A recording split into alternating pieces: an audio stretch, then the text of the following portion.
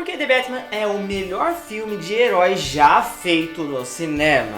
Exagerado? Eu vou provar pra você que não, e vou muito além disso, fazendo uma análise profunda do filme mais sombrio do Morcegão e te mostrar que ele tem grandes chances de fazer história e ir pro Oscar.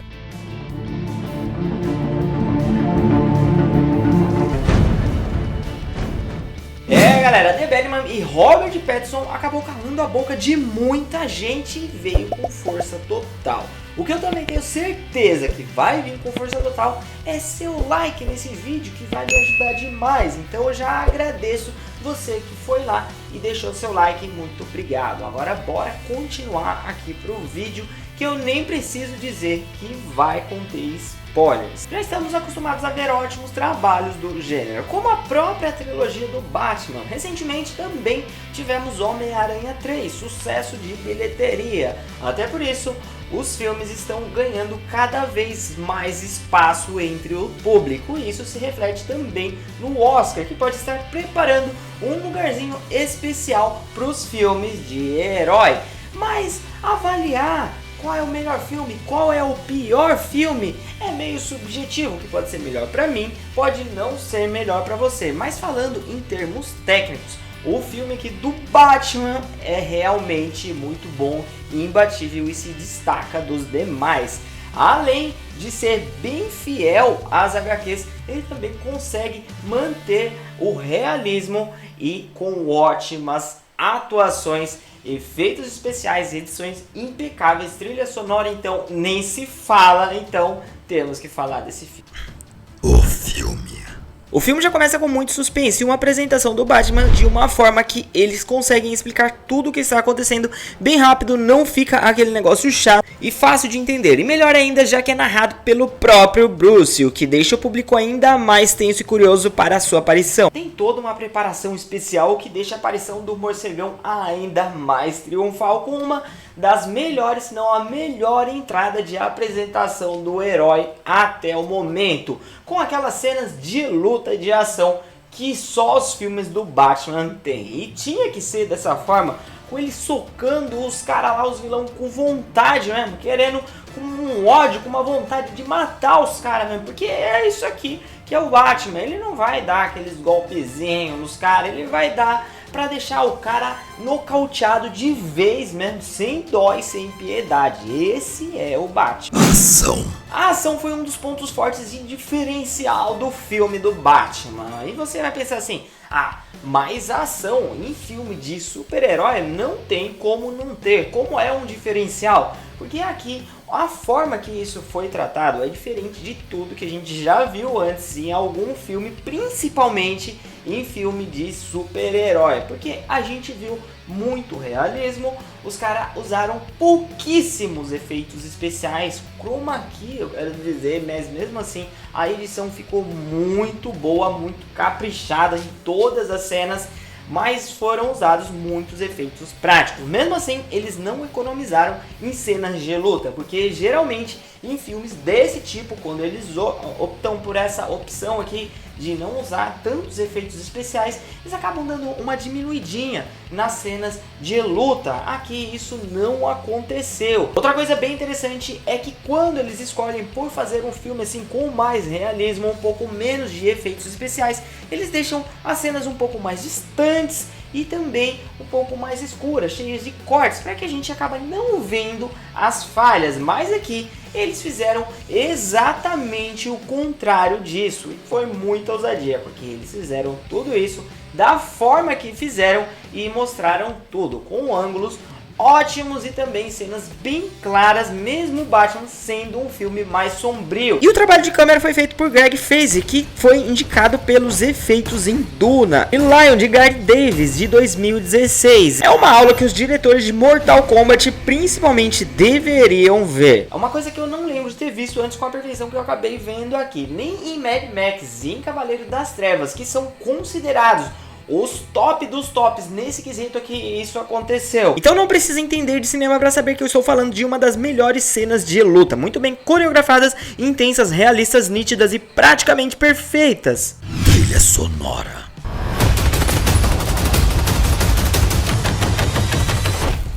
trilha sonora é parte fundamental para um filme de ação, ela que vai fazer realmente você viajar por esse universo, e isso foi feito de forma magistral por Michael Giacchino, que também foi responsável por Up e Ratatouille, 2 indicações ao Oscar. Apesar de suas grandes composições em Divertidamente, Rogue, Uma História, Star Wars e Viva a Vida é uma Festa, e também foi ele que cuidou de Jojo Rabbit. Aqui a trilha sonora é de arrepiar e acompanha o filme do início ao fim, fazendo várias referências até mesmo a vários outros filmes antigos do Batman. O vilão. E aqui a gente viu que a escolha do vilão não foi à toa, foi estratégica e muito bem feita. Porque já que isso aqui se trata de um filme de origens, ele acaba trazendo à tona muita coisa do passado do Bruce que a gente precisa entender para saber o que realmente está acontecendo nesse filme. E como é um filme de origens que teoricamente teria que ter muitas histórias, aquelas partes chatas de flashback, ficar lembrando do passado pra gente entender o que tá acontecendo no presente, como foi lá no filme do Velozes e Furiosos 9, agora esse mais recente, onde o protagonista tinha que ficar relembrando toda hora o que aconteceu lá com o pai dele, o que estava acontecendo, toda hora ele ficava pensando nisso, pra gente entender os acontecimentos agora, do presente, e isso acaba ficando muito chato, cansativo.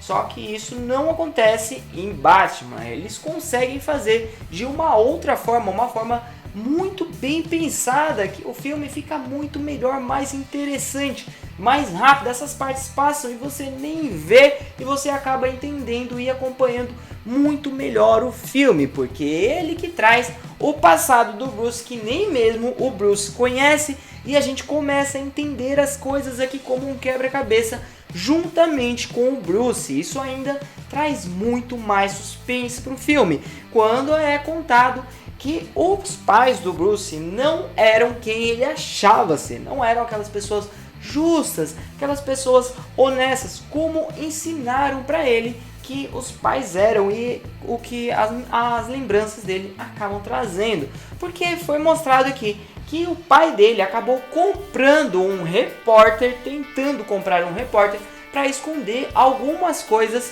sobre a sua mãe, algumas sujeiras lá sobre a mãe dele, que ela não batia muito bem dos pinos. Então ele foi lá e tentou comprar o repórter para que o repórter não mostrasse essa matéria, mas o repórter não aceitou sendo comprado e ele teoricamente teria mandado matar o cara. Mas a gente viu mais pra frente que não foi isso que aconteceu. Só que até aí, Bruce estava totalmente perdido e quem ele mais confiava, porque até aqui ele está buscando vingança, como ele mesmo fala. Mas ele está buscando vingança por quê? Pelo que aconteceu lá com seus pais, que foram assassinados na sua frente. Mas por que ele estaria buscando isso se os pais deles não seriam quem diziam ser? E ainda mais, quem ele mais confia agora, o Alfred mentiu para ele até agora, sabendo essa busca toda louca que ele está fazendo. Mas depois ele acaba indo lá conversar com o Alfred e o Alfred conta toda a verdade para ele, deixando ele ao que parece mais tranquilo e mais calmo, e a gente entende tudo o que está acontecendo junto com o Bruce. Com certeza uma sacada genial que ajudou bastante na construção do vilão. E se falarmos de vilão, que vilão, hein? O cara incorporou é o Charada que a gente conhece aqui lá das HQs, que até agora não tinha sido muito bem representado assim, dessa forma no cinema. E ele conseguiu pegar muito bem a proposta do diretor, que é aquele negócio de realismo e tal, que o diretor tanto comentou antes das gravações, porque a gente viu aqui que mesmo com ele não tendo aquela aparência assustadora que a gente vê nos vilões, aqueles monstros, e também mesmo sem nenhum poder, ele consegue botar terror na cidade inteira e ainda até mesmo ganhar alguns admiradores loucos lá. Mas mesmo assim, o vilão mandou bem demais, merecia até mesmo uma série solo, assim como a Mulher Gato, que mandou bem pra caramba também. Todas as charadas também foram muito bem pensadas. Quando ele é pego, ainda temos aquele momento que ele fala com o Bruce como se estivesse revelando a identidade do Batman. Isso aqui causa um terror e um suspense que você fica, mano, e agora o que vai acontecer? Até mesmo o Batman olhando lá para as câmeras, mas nós fomos enganados, ele estava falando apenas da única vítima que ele não fez: a morte de Thomas Wayne. Deu pra gente perceber que aqui nesse filme Bruce não está preocupado em manter o seu legado, o legado dos Wayne, assim como o Alfred tanto quer. E isso aqui foi tirado das HQs, que é justamente isso que acontece. Até aqui quando ele acaba trazendo, o Alfred traz os corretores aqui pra casa dele. E ele acaba ficando bravo, dizendo que não era para ter feito isso. Aí o Alfred fala que ele não sai e não vai para o escritório, então ele acabou trazendo o trabalho para cá. É claro que Bruce não gosta disso e fica brabão e dá aquela bronca nele. Alfred diz que fez isso apenas para ele continuar cuidando e mantendo o legado dos Wayne. Ele fala que está fazendo isso. É claro que aqui ele se refere à busca por vingança que ele tanto quer. E ainda ele fala...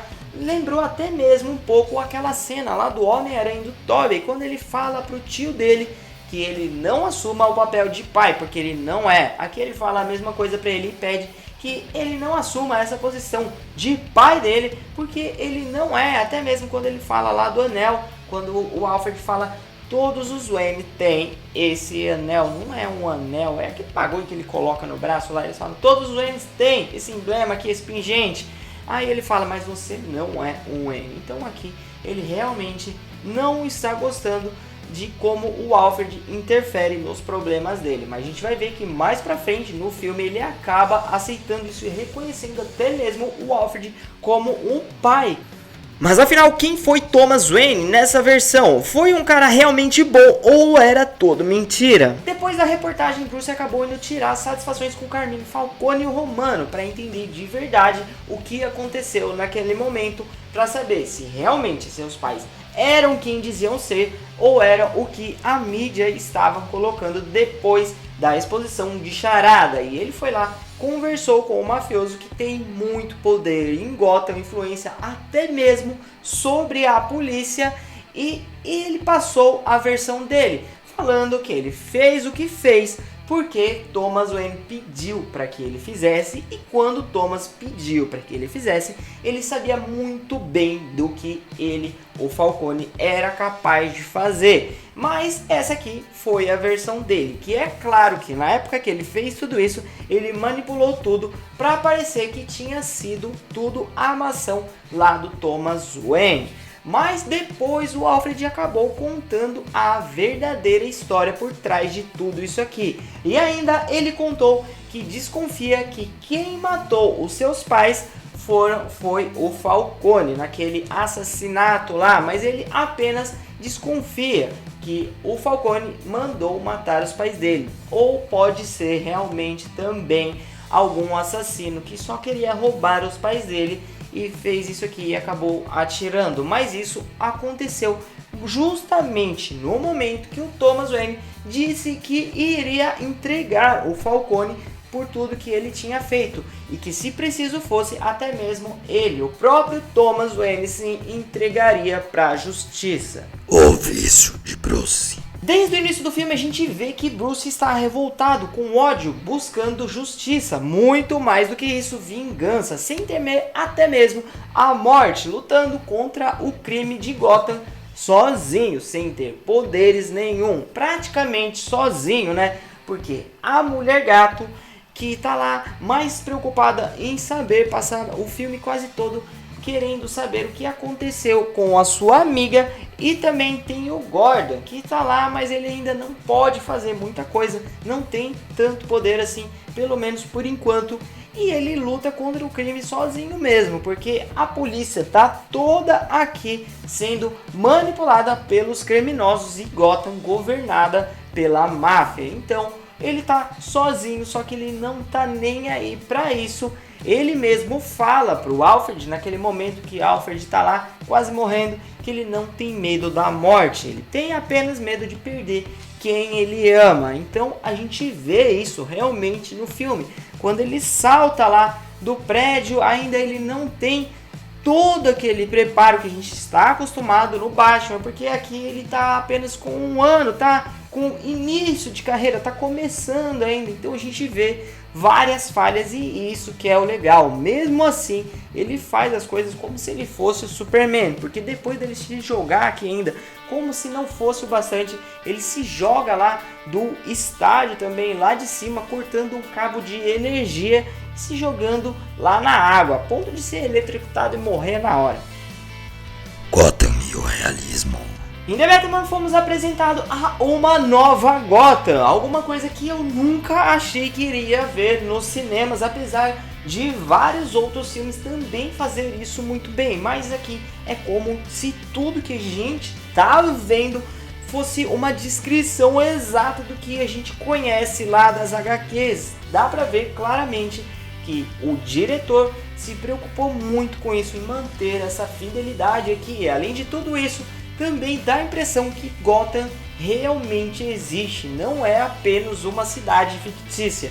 E tudo isso foi muito bem preparado em um cenário que dá... Cara, o cenário dá gosto de ver, parece realmente que você tá dentro de uma HQ do Batman. Ficou muito bom, caprichado demais, eles tomaram muito cuidado com isso e o resultado final impressiona muito. No visual sombrio, no cenário da mansão Wayne ou da delegacia, e até mesmo aquelas cenas que mostram a cidade de baixo para cima, de um ângulo que pega o prédio dos Wayne, das empresas Wayne, é tudo muito bem feito. E essa proposta de pé no chão não vai só apenas ao cenário, se estende também ao figurino dos atores, que ficou uma coisa que falar pra você, cara, tem que ser assim, principalmente aqui, onde o Batman está começando. A gente viu que ele tem aquele traje todo tecnológico, porque realmente é o Batman e tem que ter isso, mas não é aquela coisa muito louca, tipo Megazord lá de Superman, de Batman vs Superman. E isso aqui que é o Batman como tem que ser, de verdade, como a gente conhece. Ele é um humano, ele não tem superpoderes como parece que em outras versões do Batman a gente vê. Então esse daqui realmente é o Batman que eu quero ver. E o carro do Batman também, desde o começo, muita gente falando, ah, mas não é aquele carrão do Batman. Até mesmo em outras versões mais antigas, a gente vê aquele carro que parece que vai sair voando, porque o carro do Batman tem que ser assim. Aqui é um Maverick mexido. Tem algumas outras coisas, mas que mesmo assim é aquele carro que impõe respeito, que só de olhar já assusta qualquer vilão, porque a gente viu a cara do Pinguim aqui no filme quando viu aquele carro saindo das chamas. É coisa de louco, é uma coisa impressionante, e mesmo assim não parece uma nave dos Star Wars. É isso aqui, cara, é disso que eu tô falando.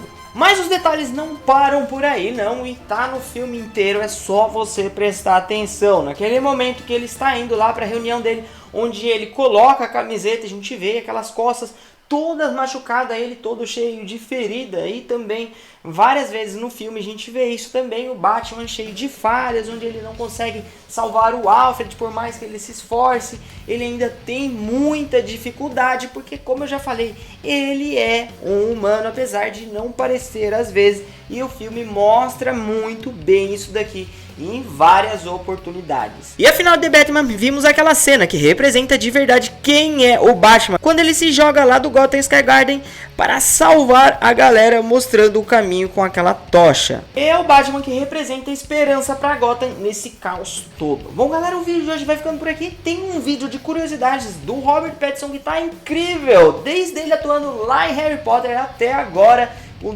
todos os filmes que ele fez, tá muito bom. Amanhã sai no canal, então não se esqueça aí de se inscrever, deixar o like que vai ajudar nós, hein? Falou, fiquem com Deus, tchau, tchau e até a próxima.